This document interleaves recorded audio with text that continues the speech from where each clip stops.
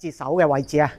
OK， 所以記得啦，隻手一定係咁樣揸噶啦。OK， 我哋做冚又好，劈又好，總之我哋將冚嘅力、劈嘅力，我哋叫做橫力，打橫嘅，因為把刀係橫嘅，得唔得？係啦，我哋將刺嘅力叫做直力，得唔得？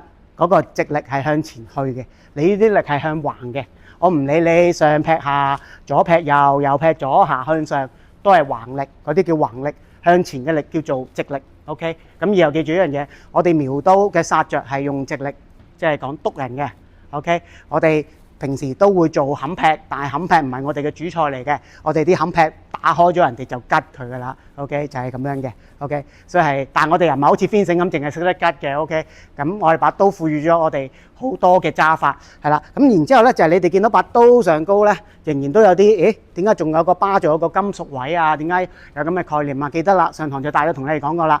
一把真正嘅苗刀係啦，或者我哋以前嘅明長刀，佢唔係成個面都開印嘅，佢開印嘅距離咧 ，OK， 大約就係嗱冇絕對嘅，但係有啲就開一半，有啲就開1/4，大約咁上下就唔會開晒嘅，得唔得？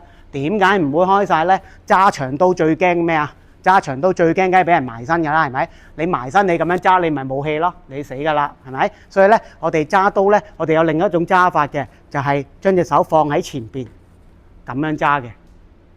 咁變相啦，你走埋嚟啦，見唔見到啊？我同你好近都點啊？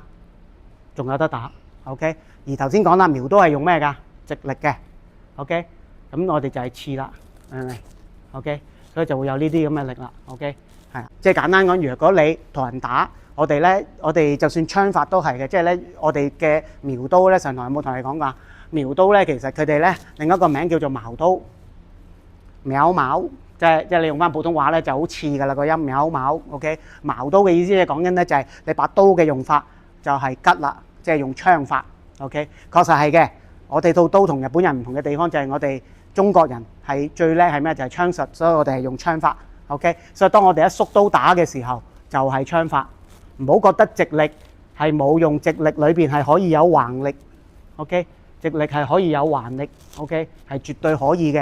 而呢啲嘅細微功夫咧，就係我哋中國嘅特色嚟嘅。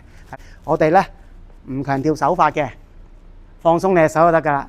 我哋係強調身法步法嘅，即係話你個動作做唔做得到，打嘅力夠唔夠強，完全唔係你嘅手俾你嘅，係你嘅步，係你嘅身法俾你嘅。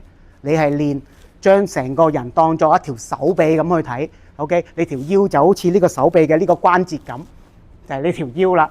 咁你嘅力量就好鬼大㗎啦 ，OK？ 但係我哋嘅苗刀唔係嘅，我哋跟槍咧就係將個重心擺喺後邊嘅，所以我哋動作好輕巧嘅。你做一個動作冚完之後，你要收掣嘅。